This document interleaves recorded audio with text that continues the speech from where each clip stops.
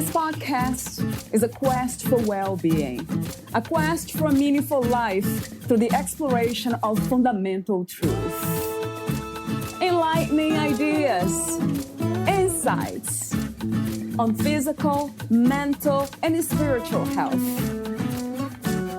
The inspiration is love.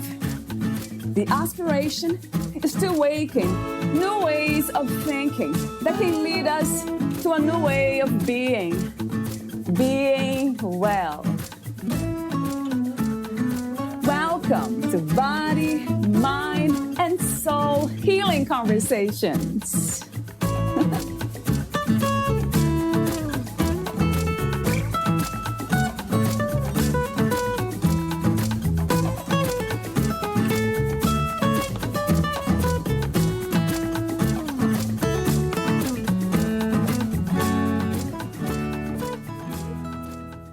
In this episode, Valeria Teles interviews Nate Terrell, the author of Achieving Self-Compassion, Giving Yourself the Gifts of Happiness and Inner Peace.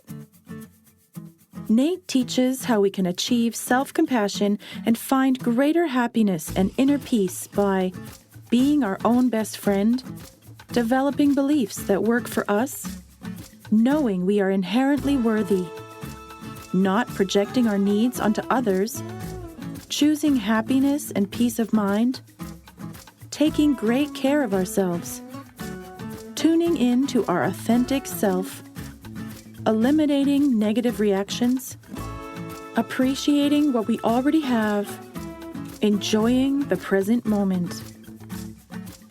Nate Terrell has witnessed and experienced the healing and transformative power of these strategies in his work with clients and his own quest to be more self-compassionate.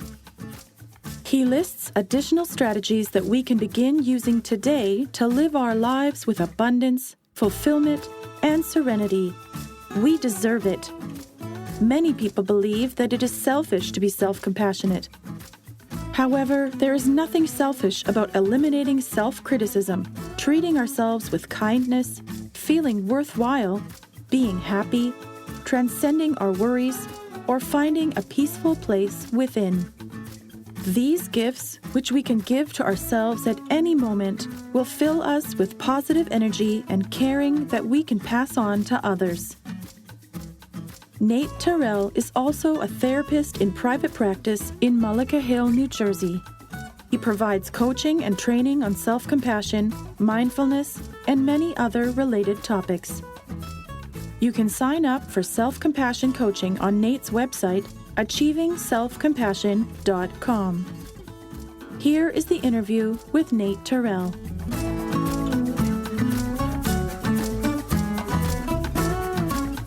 In your own words, who is Nate Terrell? I would say I am somebody that always strives to be as compassionate and loving as I can. I try to live with integrity. I try to be open to feedback, although that's sometimes difficult. I try to reinvent myself when I need to. And I would say overall, I lived a life with a great deal of meaning. I have an older daughter who has special needs, and she needs a lot of care. I'm going to be talking a little bit today about my experiences with my son, who my wife and I adopted, who really got me into self-compassion. So I like to think of myself as eager for learning. And the last couple of years, I've really been focused on finding a peaceful place within myself and basically identifying with this peaceful place. So I think I'm less into the outer world that I used to be. I'm more into the inner peace, which I know you're really big on. Yes, yeah. Thank you. Thank you so much, Nate, for what you do and the way you have described living your life. That sounds really good to me. I have a few warm-up questions before we talk about your book, Achieving Self-Compassion, Giving Yourself the Gifts of Happiness and Inner Peace. And the first warm-up question is, what is life? I would say life is an opportunity to create meaning, to be loving and compassionate to ourselves and everybody else, to enjoy the moment, to help create a better world, however we can. I'm not sure why we're all here, and sometimes I ponder that, but I figure here I am, might as well make the best of it. I love that. What do you think is the opposite of life? I would say the opposite of life is when people do not take the opportunity to learn and grow. And I'm not a judgmental person, but unfortunately, so many people don't live their lives fully because of childhood trauma, because of erroneous belief systems, because of their own fears. And so I guess the opposite of life is maybe it's fear. I'm fortunate to have a lot of support to get where I am, but that's a great question. I never really quite thought about that. It's just not living fully, not enjoying the moment, maybe overthinking things too much. It's a great question. Wow. Yeah, I like that. I like your insights. I have heard that fear is the opposite of love, but I never heard fear as an opposite to life. That's interesting. What is the meaning of freedom to you, Nate?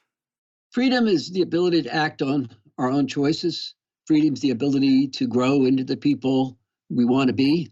I think freedom is the opportunity to create meaning in our lives. And as a white heterosexual middle class man, I'm certainly well aware that I've had a lot of privileges that have given me maybe greater freedom. My wife's African American, and we've been together for 35 years, and she's had a very successful career. But I'm highly aware of how people of color are often discriminated against or objectified. And so I feel very privileged to have the freedoms that I have. And it's not like my wife hasn't been able to reach her goals. It's obviously more stressful being a person of color in our society. So I feel like I've had a lot of freedom, and I try to make good use of my freedom to do what I can to help other people. Oh, wow. This is an interesting topic. Do you also think that it's more difficult or challenging for women to be a woman in this world? Do you think that we need more self-compassion? Absolutely. I mean, you know very well, I'm sure that women are socialized to take care of other people. Oftentimes, when women speak out, it's viewed as selfish or they get negative labels. So many times when I sit here with clients in my office and I encourage them to love themselves and be good to themselves, they almost always say, "Oh my goodness, I couldn't do that. It's selfish." Right. And I try to explain to them there's nothing selfish about great self-care. There's nothing selfish about taking good care of yourself. Obviously, people of color face a lot of discrimination from the outside world, and so they may internalize negative images of themselves. So it's even more important for them to love themselves deeply and recognize, even though they may be getting projections from the outside world that they're not worthy or don't measure up, it doesn't mean that they have to, believe these projections. They can hopefully love themselves deeply. But absolutely, I mean, would you say it's more difficult for women? Um, I don't know. I actually asked the question because I don't know. I usually ask questions when I have an idea for the answer or I don't know at all. And in this case, yeah, I don't know. Yeah, I don't mean to overgeneralize. I work with a lot of men that are filled with shame, for sure. And I work as much with men along this as I do women, for sure. I just think so many women have been beaten down in our society in terms of not really being able to fully actualize. And so I think we all need it for sure. And certainly people with, I don't like the word disabilities. I don't care if you use it, but everybody has abilities, but there's no really better word.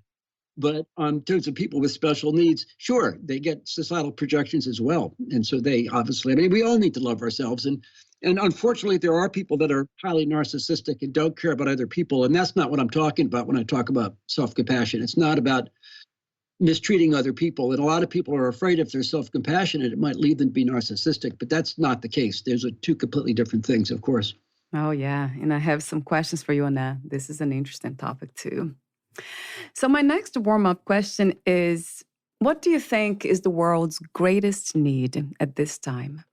I would say the world's greatest need is equity in terms of basic needs, food, water, rights, obviously more love and compassion, saving the environment, being able to dialogue with people that we differ from. But overall, I would say it's equity. I would say it's racial and social justice. I would say it's getting rid of arrogance, getting rid of people taking advantage of other people, for sure. Yeah, yeah. What, where, and who is God to you? Growing up Quaker, I always have believed in an inner light, an inner force that we can turn to for comfort, for well-being, for peace, for happiness, for joy. I don't think there's a God up in the heavens controlling things? If so, why would it cause people to be sitting in detention camps at our border without their basic needs being met? For me, it's a source. It's a stream of peace, of love, of abundance that we can all turn to. And I spend a lot of time meditating and going to this inner stream. And for me, it's all the same stream. You know, a Buddhist might call it enlightenment. A Christian might say, I'm born again. A nature lover might say it's just being at peace, walking in the woods. So I believe deeply in an inner spirit, but I don't know. Some people might call that God. Some people might just call that spirit. But for me, it's a huge part of my life. And I'm always trying to get in my stream of inner peace. And it doesn't mean I don't function in the outside world. It just means I'm able to do it from a better place. Yeah. Do you see a difference between being spiritual and being religious? Absolutely. Absolutely. I mean, there's a lot of wonderful things about religion, for sure. And I've always valued being a Quaker, and Buddhism isn't really a religion for sure, but I've been influenced by Buddhism. But religion is obviously, as you know, it's a construct created by people to perpetuate certain beliefs, certain practices. And that's usually very positive, but that can also be negative or dictatorial or dogmatic. So for me, at least, my inner sense of peace and spirituality really have nothing to do with religion per se. It just has to do with finding that spot within us. So I do see a big difference. And oftentimes they go hand in hand, but not necessarily. Somebody could go to church every day and not have much spirituality. And I know people with deep spirituality that never go to church. So I think it works both ways. And that's true. In your book, I found it very interesting that you mentioned many, many times over and over again, limiting beliefs, or unhealthy beliefs, dysfunctional beliefs. I find it fascinating, this subject of beliefs. So I have some questions for you on that. But my last warm-up question, what do you think is your main purpose at this time? My main purpose at this time, as I think I also alluded to earlier, is to be the most loving, compassionate, giving person I can to myself and everybody I encounter, to spread goodwill, to help create a better world, to fight for racial and social justice. But also importantly, I need to enjoy the moment. I need to get in my head. I need to relish and appreciate the good things in my life, not overanalyze things. Yeah, that's true. I absolutely agree that we all need to practice that, coming more from the heart, as we call it. Sure. So let's talk about you, your work, and your book, Achieving Self-Compassion. What was the inspiration, intention, and the process of writing Achieving Self-Compassion? Thank you. I love that question. I grew up in a Quaker family where there was a lot of focus put on helping other people, as I mentioned earlier, and not surprisingly, became a social worker. And this career has brought a lot of meaning into my life. But unfortunately, until recently, I wasn't as good at taking care of myself as I was other people. And about 12 years ago, my wife and I adopted our son. He came to us when he was 9, and he came to us having experienced some trauma and some difficult times. So not surprisingly, we had lots of ups and downs. And we were driving in my car about 6 years ago, and he looked at me very abruptly and asked me a question that changed my life. He asked me, you know what I hate the most about you, Dad? I was stunned. I mean, come on, what kind of a question is that? And I said, what's that, buddy? And he said, you think you can make me happy? You think you can take away all of my pain? I said, of course, I love you. I'll do anything for you. Without missing a beat, he said, you can't. That's my responsibility. I need to do that. I need to fix myself. And for one of the first times in my life, I think I was actually speechless. But eventually I did manage to ask him, like, what should I do? And he looked right at me and he said, why don't you take care of yourself and leave me alone? He said it in more colorful language, but I'm not going to use the words he used in this podcast, obviously, right. But he was very dramatic about it. And you know what I realized? I realized he was right. I needed to give him some space to grow and heal himself. So I began to let go of negative self-judgments. I began to be my own best friend and talk to myself all the time in a loving, caring way. I started to set better boundaries with other people. I started to do activities that brought me a lot of peace, like going to the woods and meditating and reading. And I had an epiphany, and this is the most important message I really have for the world at this point. I discovered as I became more self-compassionate and more self-loving that it filled me with an abundance of care I could pass on to other people. I could do both at the same time. I did not have to choose between the two of them, obviously. And I've seen this looking at other people. It seems like the people that love themselves the most deeply are also the people with the most to give. So that inspired me to become even more self-compassionate. It inspired me to bring this approach into my clinical work with clients and into the classes I teach at Temple University, into my work in schools. I go into schools and teach kids how to meditate and love themselves. And it inspired me in a lot of ways.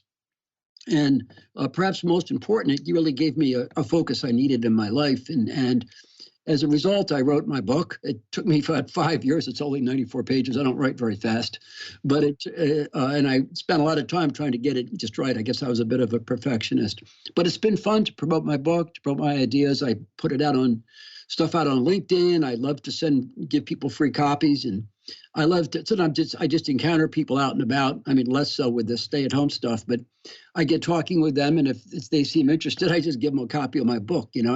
I'm using the book to promote this idea, so it's all sort of come together in a really beautiful way for me. Wow. What an interesting, insight that we feel responsible for other people's happiness.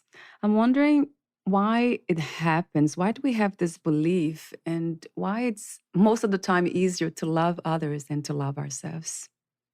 Well, yeah, I think it comes from a good place. I mean, we're taught it's better to give than receive. Of course, when we're self-compassionate, we're doing both. I think a lot of people give to others what they really want to get back, not from a selfish way, but I think it's some unconscious or preconscious, subconscious way. And I've asked clients this flat out. They believe, well, I'm going to give and give and give, and maybe somebody will give back to me what I'm giving out. So what I say to these people is, fine, be a giving, kind, loving person, but give yourself the same love. I've had so many people say to me, well, it's okay. It's easy for me to love everybody, but I have a hard time loving myself. And I say to them, well, aren't you part of like everybody?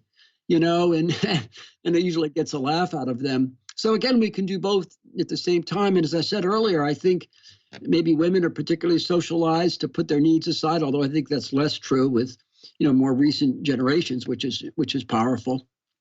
But it's a good question. I think a lot of people have guilt taking care of themselves, and I'm not sure why. It's a great question, but as we become more loving, again, we have more to give. So it's a total win-win for everybody. Yeah, it is. And you're right, it's a complex answer to give, right? To generalize ideas like this one. I have two questions before I ask you other questions. Lots of them I have here about your book and passages and messages that you put out there. How do you define compassion? How do you define self-compassion?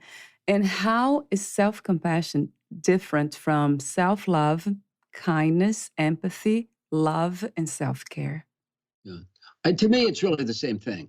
I define self-compassion as simply how we treat ourselves, how we think about ourselves. And we can do that in a lot of different ways. We can, cut off relationships with toxic people that make us feel badly. We can be our own best friend, as I said earlier. We can nurture ourselves. We can do things we love. I think it's sort of all the same thing.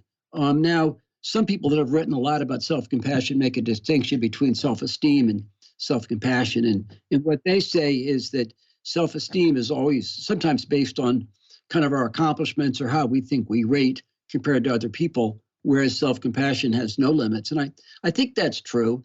But for me, it's also very important to realize we're all worthwhile. It doesn't give somebody the right to go rob a bank and say, hey, I'm just learning to love myself. But I really believe on a very, very deep spiritual level, we're all inherently worthy. Certainly some people are more productive to society than other people, for sure. But when we start with the basic premise that we're worthy, it's so healing because we don't have to do anything special to achieve it. We don't have to make $1 million or win a beauty contest or have the latest sports car. I spend a lot of time in my office just telling people flat out, you're lovable and worthwhile. And you're talking about belief change earlier. One of the major things I do is encourage people to try on the belief that they're worthwhile. Just try it on. See how it feels. Yeah, I like that. I had a client a couple of years ago who came in with a dark cloud over her head, and she'd had a lifetime of depression. And at the end of our session, I said to her, could you try on for just a minute the belief that you're totally worthwhile and lovable? And I remember tears just streamed down her face, and she sort of whispered, I want to believe that. And then, of course, once we opened that door of her self-worth, we were able to just do so many things together, in our work. But getting back to your original question, I think self-love and self-compassion, I think it's all sort of the same thing, really. Yeah. And so self-compassion, do you think it is a belief? Because you just mentioned that could become a belief, or this is a inner wisdom, or it comes from that place of raw wisdom, or knowing? What would you say when we are there at that place? I would say it's both. That's a great, great question. I love that question. It's a belief that we can have sort of intellectually and cognitively. It's also an action in terms of treating ourselves well. But I also know, and you use the word knowing on a deep level. I love that concept. Deep down, we all have an authentic self. We all have an inner voice. We all have a part of us that knows what's best for us. And so self-compassion, in a lot of ways, is simply listening to that inner voice that knows what's best for us. And for me, that inner voice comes out when I'm in my stream of peace. And when I'm in that stream of peace, I also feel deeply connected to everybody else in the world. It's not like a selfish thing or a lonely thing. But I think you're right. I think there's deeper and deeper levels of knowing. And really, the very essence of self-compassion is to tune into those deeper levels. I agree. I love what you said too now about the inner voice, intuition, authentic self, just be in touch with that. And I'm wondering, how do we know for sure when we are listening to the right voice? Another great question, for sure. To me, Yeah, for it sure. feels differently than just thinking. If I can debate something in my head, pros and cons, it's an intellectual exercise. When I'm operating out of my deepest wisdom, it just comes from a deeper place. I don't know if it comes from my subconscious. I don't know whether it comes from like a wisdom of a river of knowledge that's been passed down through all of our genes, but it's never wrong. When I trust myself at the deepest levels, it never leads me astray. It's always right on target. And it just, again, it feels very different than thinking. I can't put it into words. It's just like coming from a different place within me. Do you have a story or a personal experience, the direct experience you had that could illustrate that concept, this idea of listening to the right voice? Well, I've had a lot of them. I've had a lot of them, and I can't think of a specific example at this minute. But what I often do is when I'm going round and round in my head about something, I let it go. And I put it in a compartment within myself. And I just wait. The answer it always comes. Sometimes it's a couple of days later. Sometimes it's when I'm driving in my car or running. It just emerges. And it's always the right thing.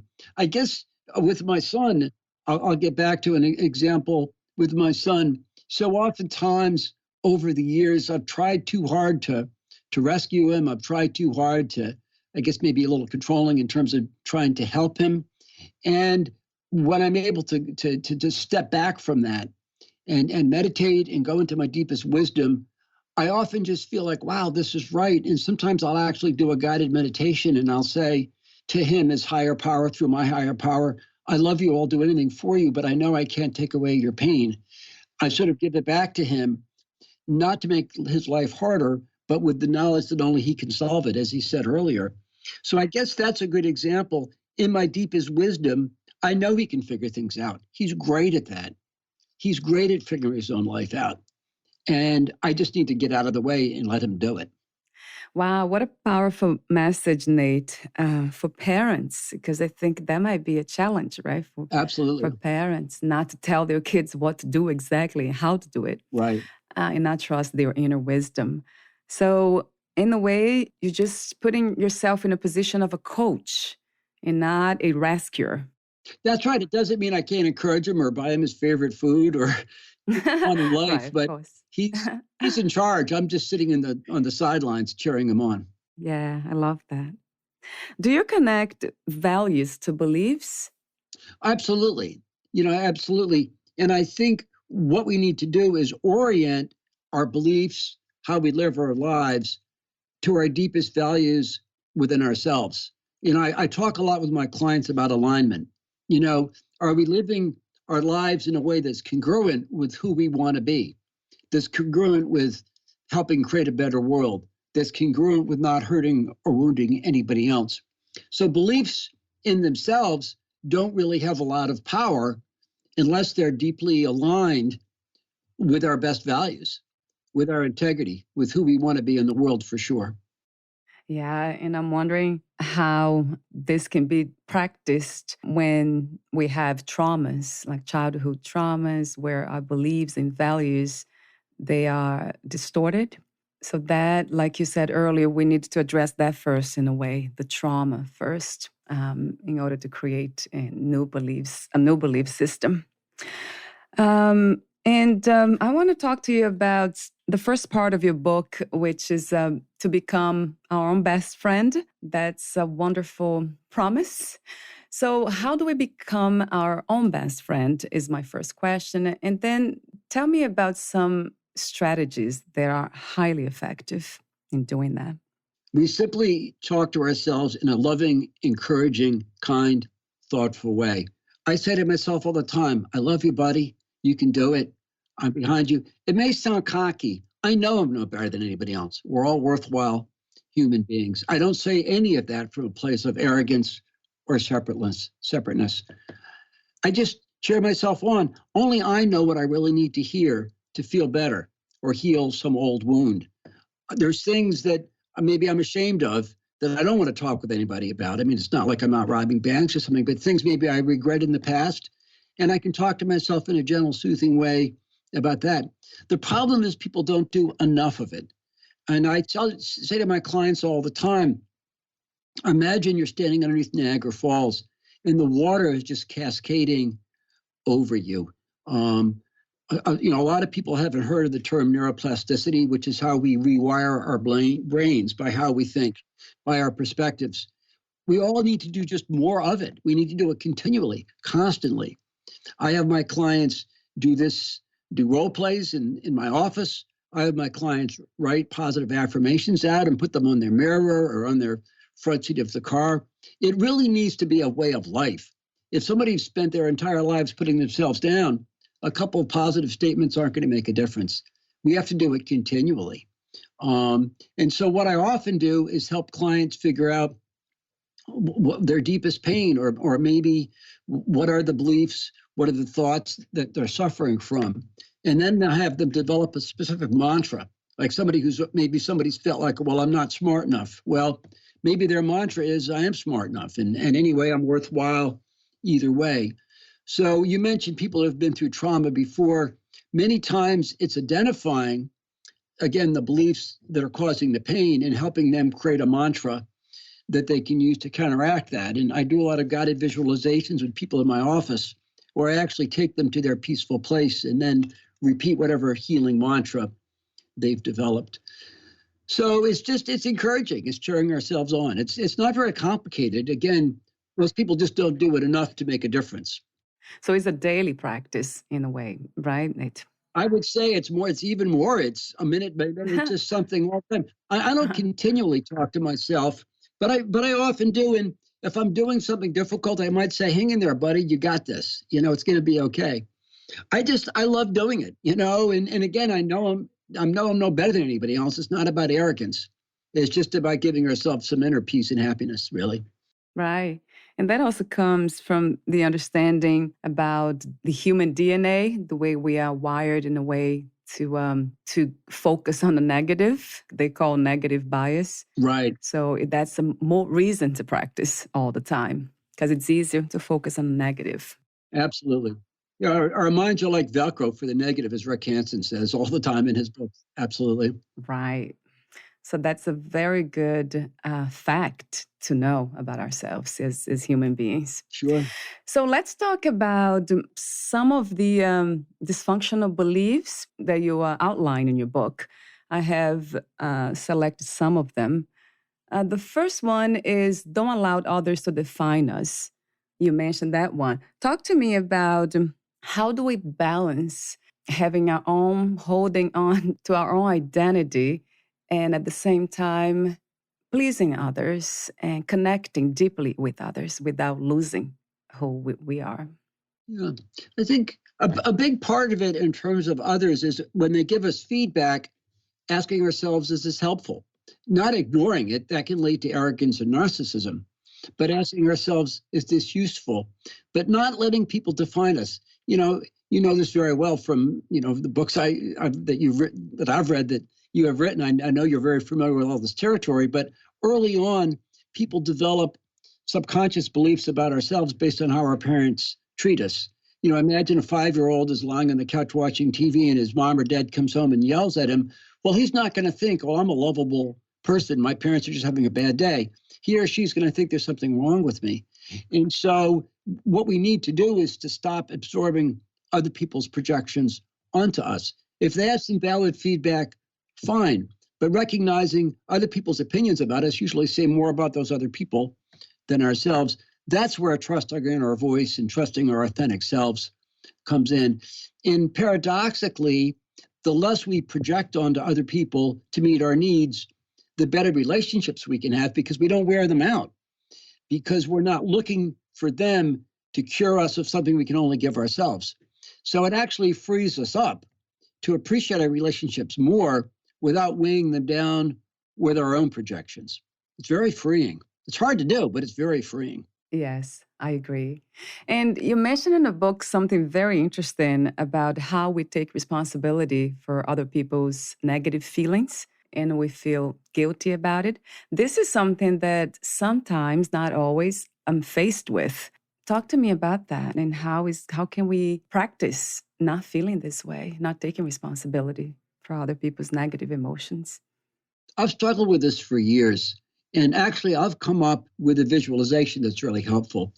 I visualize I'm a screen door in a stream or a river, and I encounter other people's upsetness. I'm aware of it. I can respond to it and minister to it and encourage them, but I let it flow through me because I realize if I absorb all of it, it's not actually helpful for them. Then maybe they feel guilty that they've made me feel bad by their pain. It's a very, very important question because we need to have empathy. We need to be loving and compassionate and caring. We don't want to discard other people's feelings.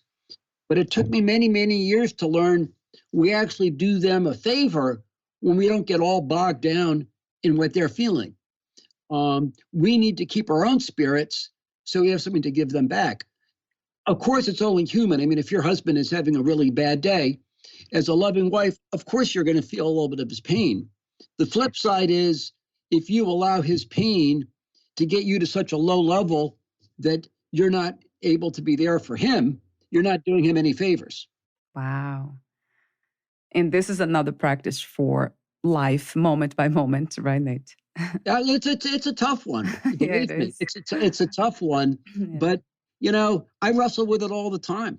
And it doesn't mean I don't feel, I've worked with a lot of people that have been through severe trauma. I've cried with clients. It doesn't mean I don't feel their pain. And of course, it's important for trauma survivors to allow themselves to feel everything they're feeling.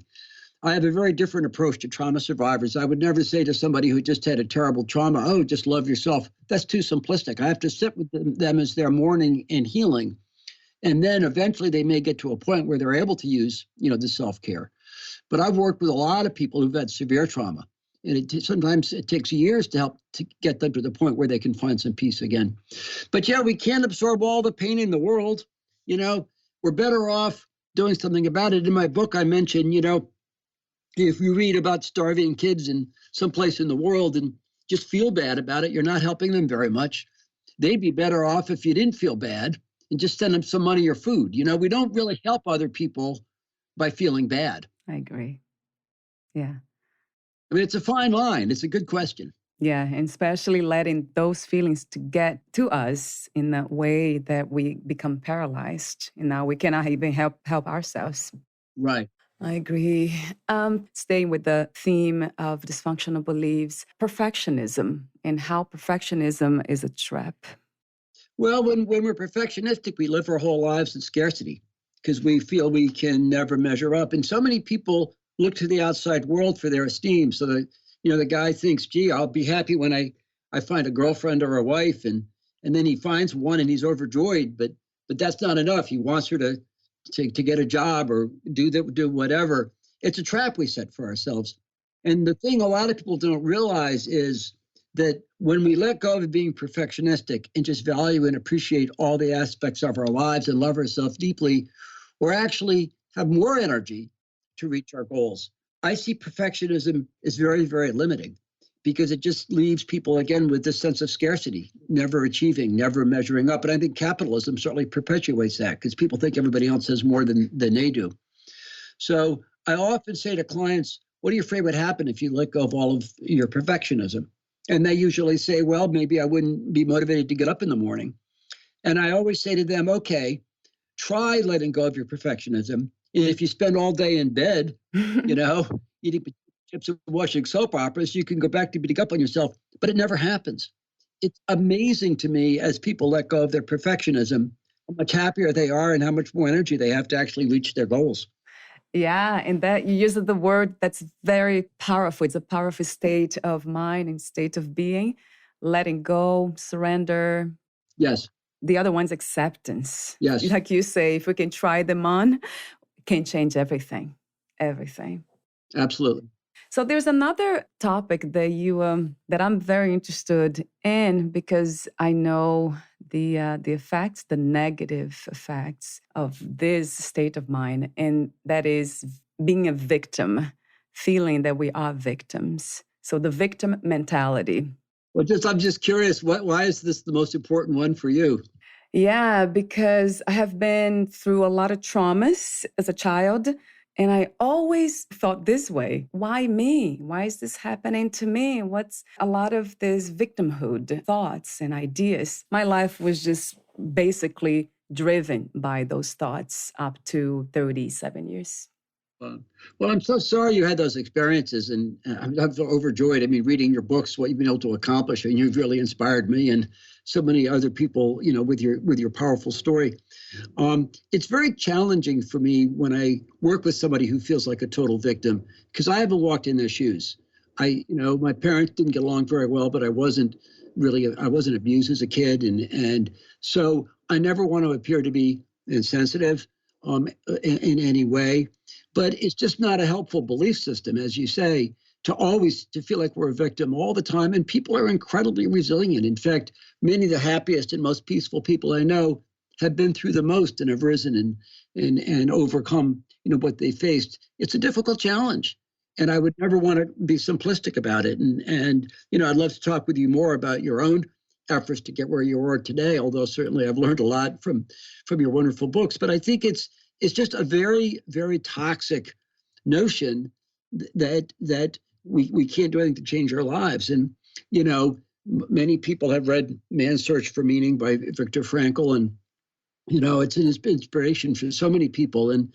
And many people even listening to this are probably familiar with this great quote. But he said he realized the only thing the Nazis couldn't take away from him was his freedom to choose the sort of person he wanted to be. So even in the most miserable of human conditions, he found he could still be a loving, kind person.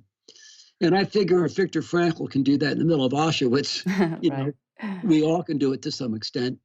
And probably there's nothing more toxic to self-compassion and self-love than to walk around feeling like we're always a victim, because it leads us to be self-absorbed in a lot of ways.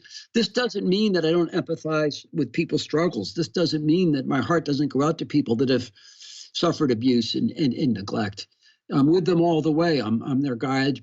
in their journey. But as you say, it's a very self-limiting belief because it blocks us from our healing capacities, I guess.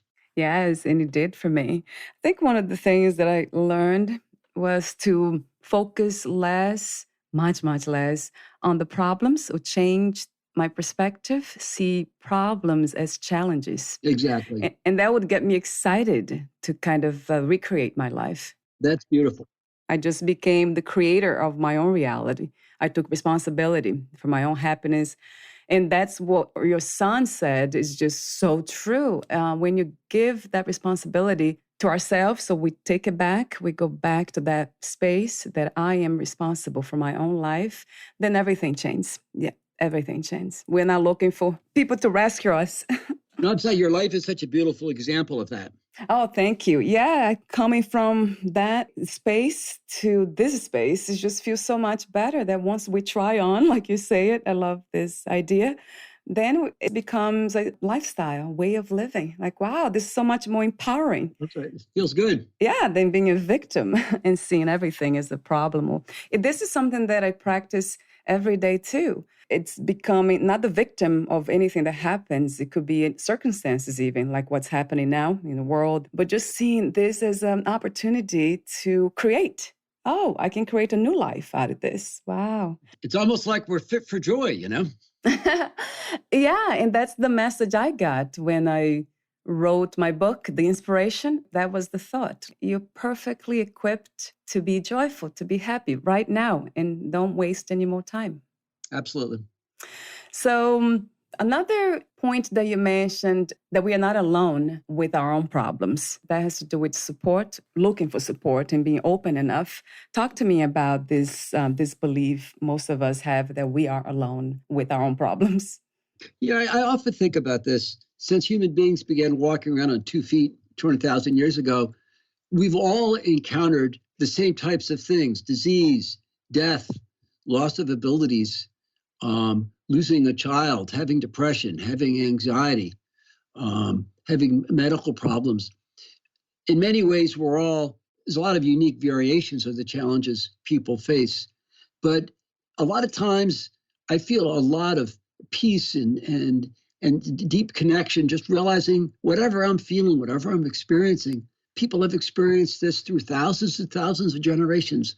We're not alone. There's a sea of humanity out there of commonality that can bring us all together. And so many times I say to my clients, I don't want to make them feel like they're not unique or that their situation isn't something that, is challenging for them in their own particular way. But I so often encourage them to talk with other people, maybe join a support group, people that have been through the same thing. It's so powerful. It's so powerful. I mean, how many people have overcome childhood neglect or trauma and gone on to live great lives?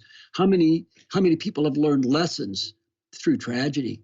So on a really deep level, I think we're all united in just sort of the human challenges that we face, for sure. Yeah.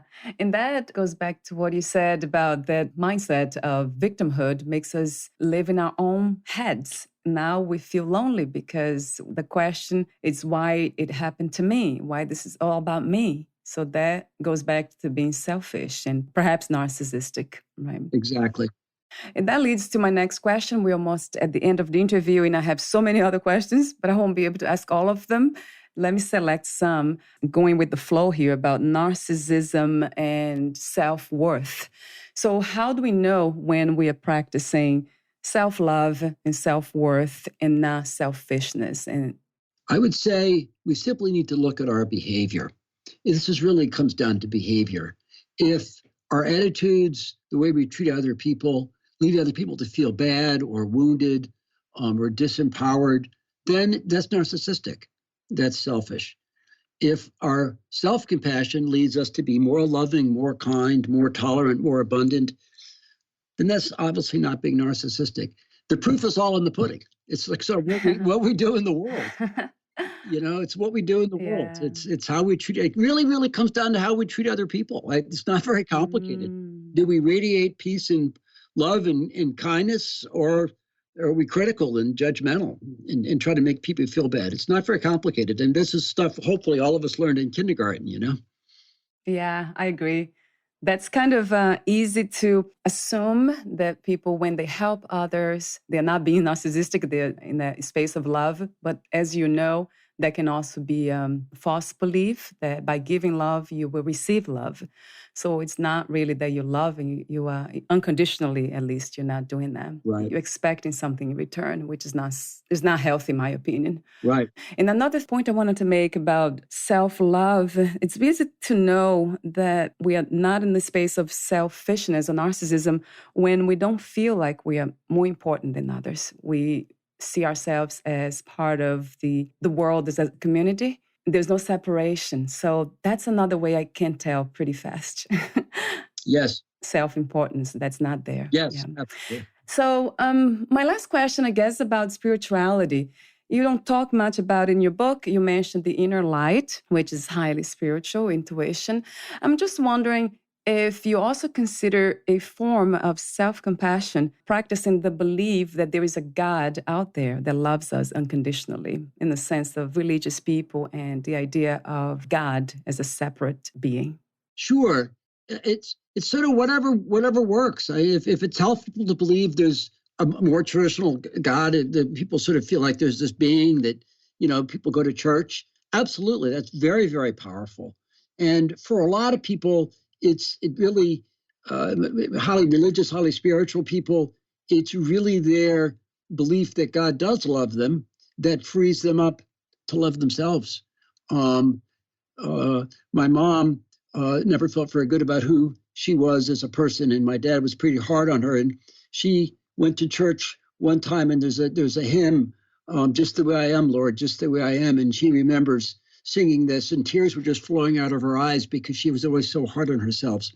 So even though I don't talk about our traditional sort of sense of God in my book that much, because my Quaker heritage is more about the inner light, it's absolutely a huge, huge component of many people's sense of self, maybe the biggest, prayer, feeling a power greater than ourselves.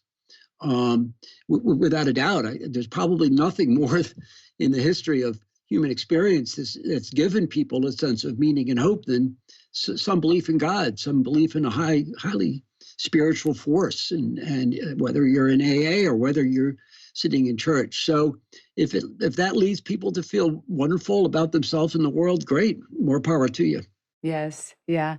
And it might be a first step to come to that place of taking responsibility for your own happiness too, and loving yourself beyond this understanding that there's something out there that loves us unconditionally. That's huge. That's huge. Yeah, I agree. I love your chapter 11 that you talk about being in the moment, flowing with life. You mentioned meditation, surrender to what is.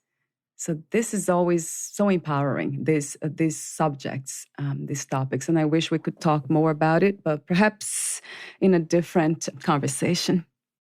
Would you like to add anything else or read a passage in your book before I ask you my final questions, Nate? I guess the final thing I'd like to add is that even though it's imperative that we love ourselves, that we're compassionate and in the moment, it's probably even more important that we spread this around to people in the world. If somebody wants to buy go live in a cave someplace and love themselves deeply and meditate all day long, more power to you. I'm not going to judge you. But it's the men and women that have used their deep self-love and compassion and light to change the world are the people that I look up to the most. And so just for the final time, this isn't all about being self-centered. This is about using our energies, just like you've done and so many other people have done, to help create a better world and spread love and light. Yes, I agree. 100% agree. So my final questions, how do you define success? What is to be successful to you? I think to be true to oneself, to live the life that one wants to live, to be nurturing if we're parents, to give our kids the space to grow and become their best selves. It's not about materialism, making money, having boats, having a beach house.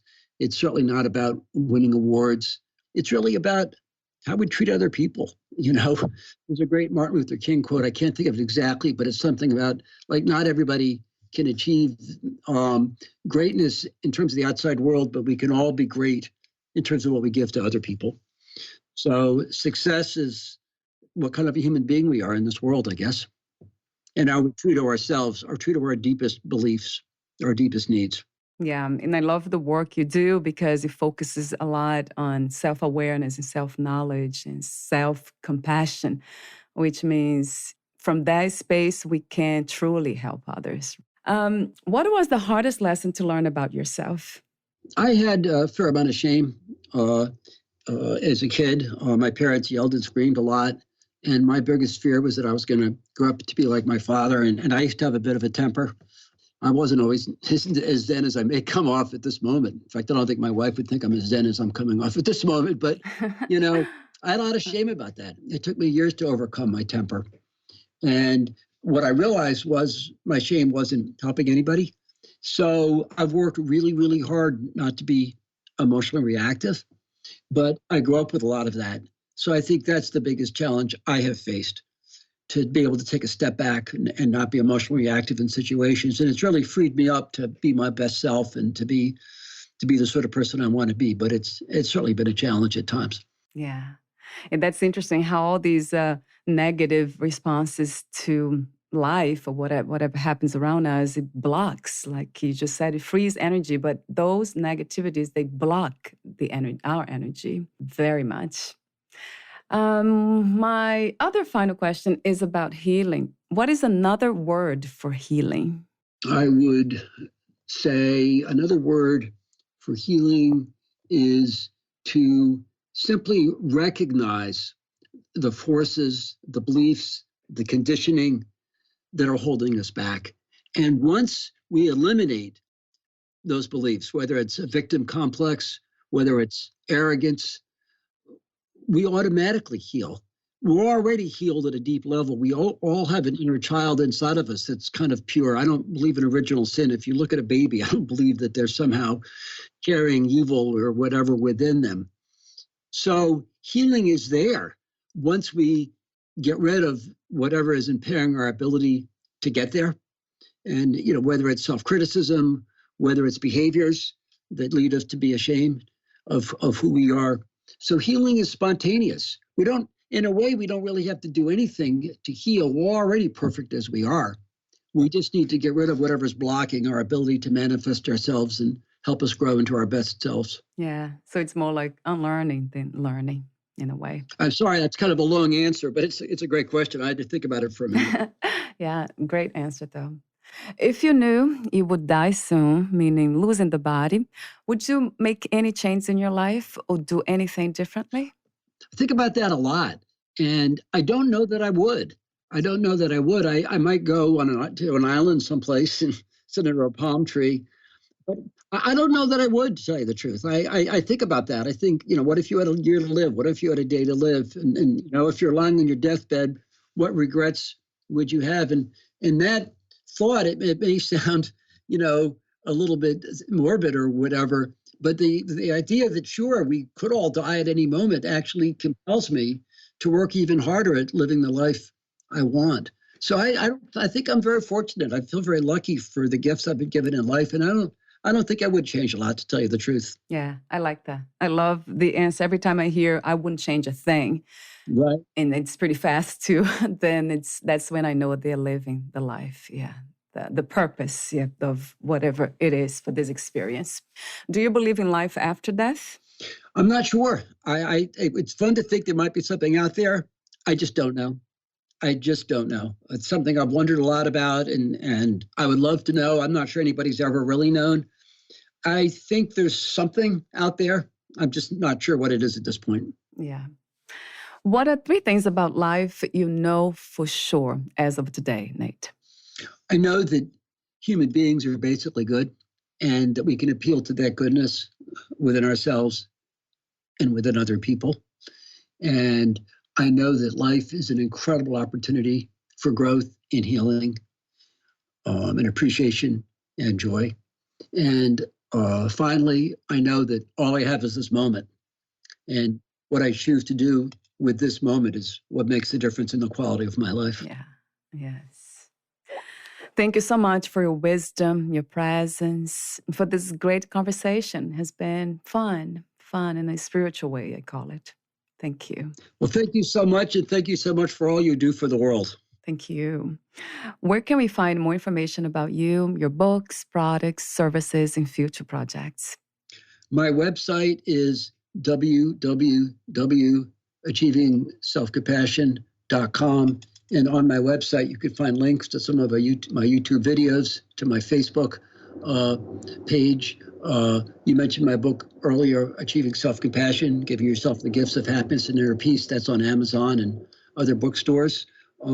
If anybody listening is interested in self-compassion coaching, I do this over the phone or over Skype, and you can sign up for it on my website.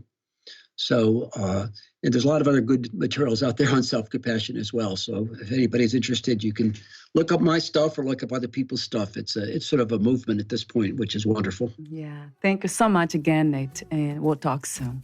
Thank you very much. Bye for now. Bye-bye.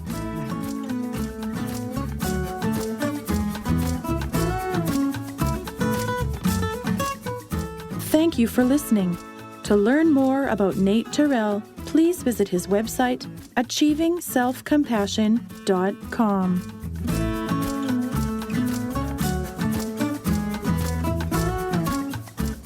To learn more about this podcast, please visit fitforjoy.org/podcast. I want to thank the Patreon members, Lawrence McGrath, Mark Basden, Terry Clayton, and Aidan Vickrock. Thank you again for listening, and bye for now.